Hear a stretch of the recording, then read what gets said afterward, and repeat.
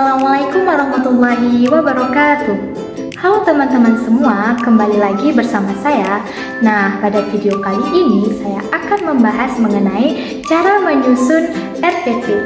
Nah, untuk teman-teman yang ingin mengetahui bagaimana cara menyusun RPP, mari simak video berikut ini. Nah, teman-teman, pertama sekali pada saat penyusunan RPP, langkah pertama yang harus kita lakukan yaitu mencantumkan nama sekolah. Di sini saya mencantumkan nama sekolah SMP Negeri 1 Samalanga, yang mana dengan mata pelajarannya yaitu Pendidikan Agama Islam dan Budi Pekerti. Dan juga tidak lupa mencantumkan kelas ataupun semester. Di sini saya mencantumkan kelas 7 dan semester ganjil.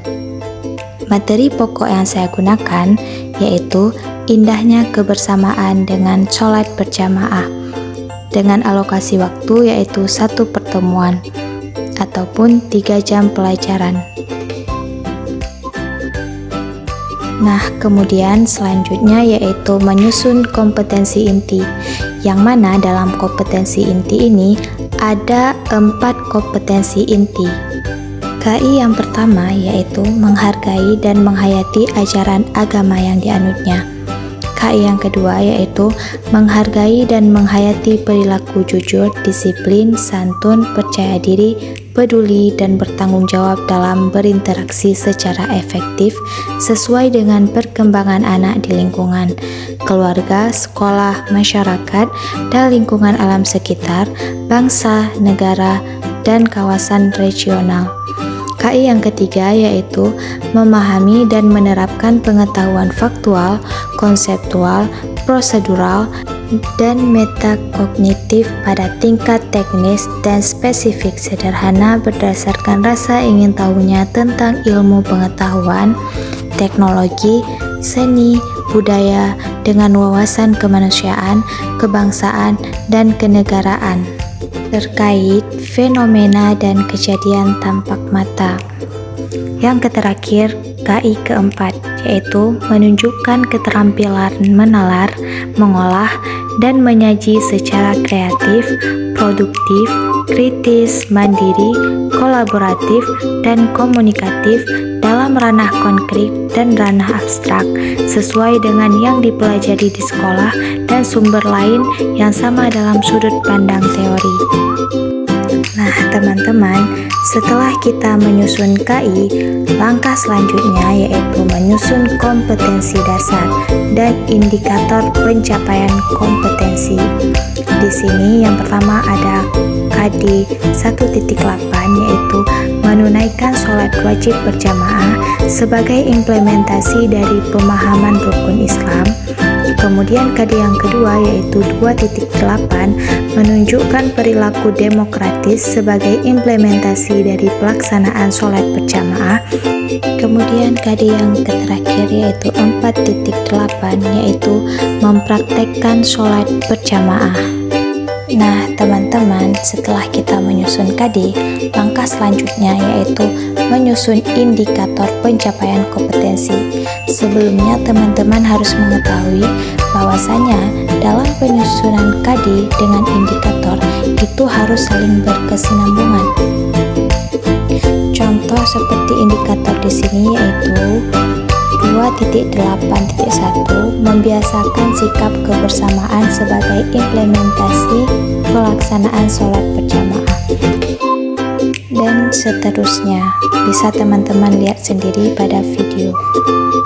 Next, selanjutnya yaitu merumuskan tujuan pembelajaran. Nah, tujuan pembelajaran ini kita sesuaikan dengan materi yang ingin kita buat di RPP. Karena saya mengambil materi tentang indahnya kebersamaan dengan berjamaah, jadi tujuan pembelajaran saya yaitu yang pertama, melalui kegiatan pembiasaan, peserta didik dapat menyebutkan dalil nakli sholat berjamaah dengan benar. Kemudian melalui kegiatan literasi yang ditampilkan dalam media PowerPoint dan diskusi kelompok, mengamati gambar, peserta didik dapat membiasakan sikap kebersamaan sebagai implementasi pelaksanaan sholat berjamaah dengan baik, dan juga seterusnya. Nah, kemudian selanjutnya yaitu menyusun materi pembelajaran. Di sini, di saat menyusun materi pembelajaran di RPP, harus kita sesuaikan dengan judul materi pokok yang ada di RPP kita masing-masing. Nah, next selanjutnya yaitu menyusun pendekatan, model, dan metode pembelajaran.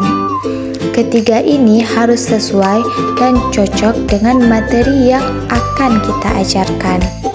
Karena saya mengambil materi mengenai indahnya kebersamaan dengan berjamaah, jadi pendekatan yang saya gunakan yaitu Scientific Technology, Pedagogic, and Contact Knowledge. Model pembelajarannya yaitu Discovery Learning, dan metode pembelajarannya yaitu berupa demonstrasi, tanya jawab, diskusi, dan unjuk kerja. Nah, kemudian langkah selanjutnya yaitu menyusun media, alat, bahan, dan sumber belajar. Di sini saya menggunakan media buku materi ajar, lembar penilaian, PowerPoint, dan lain-lain. Selanjutnya alat bahannya yaitu ada spidol, papan tulis, laptop, dan infocus. Sumber belajarnya yaitu berupa buku pendidikan agama Islam siswa kelas 7 Kemendikbud tahun 2016, buku referensi yang relevan, dan sebagainya. Nah, langkah selanjutnya yaitu langkah-langkah pembelajaran. Di sini yang pertama ada kegiatan pendahuluan, yang mana guru membuka pembelajaran dengan mengucapkan salam, memanjatkan syukur kepada Tuhan Yang Maha Esa, dan berdoa untuk memulai pembelajaran, yang mana dipimpin oleh salah seorang peserta didik. Dan juga seterusnya bisa teman-teman lihat di video yang sudah saya tampilkan. Kemudian kegiatan selanjutnya yaitu memasuki ke dalam kegiatan inti. Nah, di kegiatan inti ini harus sesuai dengan model pembelajaran yang sudah kita cantumkan di atas tadi. Seperti di sini saya menggunakan model pembelajaran Discovery Learning.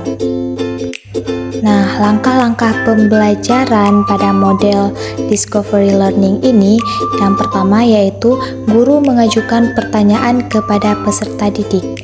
Seperti contohnya yaitu guru mengajukan pertanyaan secara komunikatif kepada peserta didik terkait pengetahuan awal yang dimiliki peserta didik mengenai sholat berjamaah. Nah, langkah selanjutnya yaitu guru membentuk kelompok. Di sini yaitu guru membentuk kelompok secara heterogen ataupun campuran menurut prestasi, suku, dan lain-lain. Langkah selanjutnya yaitu literasi, mari merenungkan. Langkah selanjutnya yaitu menganalisis dalil sholat berjamaah. Di sini peserta didik menyimak penguatan materi diskusi yang disampaikan oleh guru melalui tayangan PowerPoint.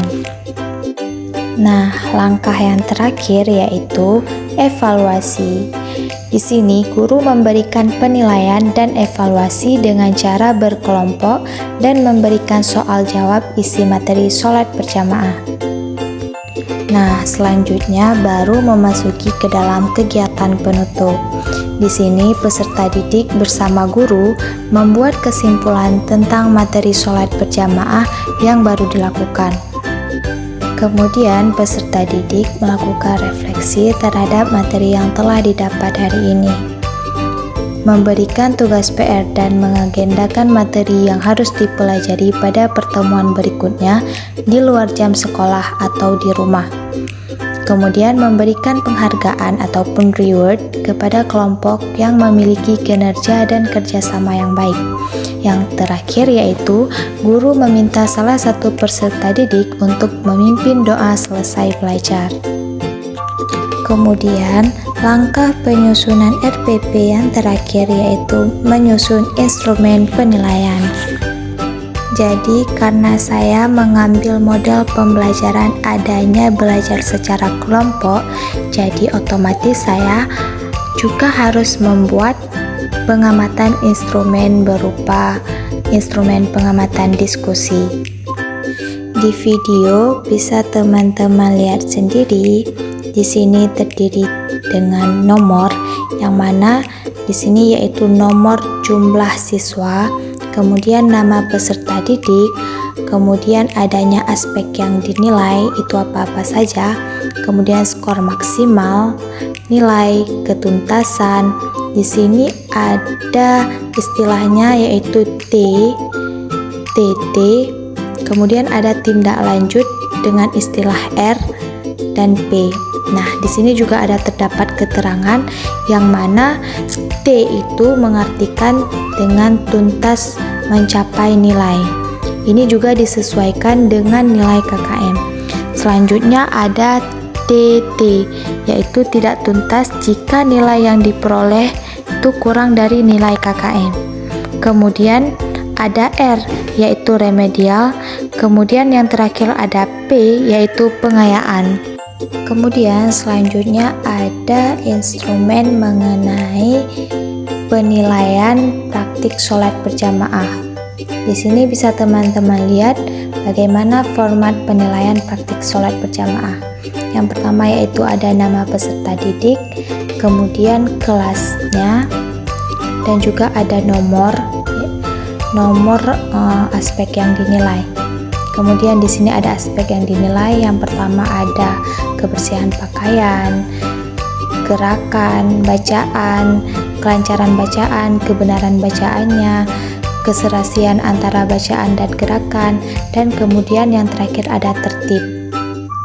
Di sini juga ada dicantumkan skor yang dicapai dengan skor maksimal itu 24. Dengan keterangan penilaiannya, yang pertama, jika poin 1 itu artinya tidak kompeten, 2 yaitu cukup kompeten, 3 kompeten, dan yang keempat sangat kompeten. Nah, kriteria dalam penilaian ini dapat dilakukan sebagai berikut. Jika seorang siswa memperoleh skor 22 sampai 24, itu dapat ditetapkan sangat kompeten. Dan yang kedua yaitu jika seorang siswa memperoleh skor 17 sampai 21 dapat ditetapkan kompeten. Ketiga, jika seorang siswa memperoleh skor 13 sampai 16 dapat ditetapkan cukup kompeten. Dan yang terakhir, jika seorang siswa memperoleh skor 0 sampai 12 itu dapat ditetapkan tidak kompeten. Nah, gimana nih teman-teman? Udah pada tahu kan gimana cara menyusun RPP-nya? Semoga bermanfaat. Thanks for watching. Bye-bye.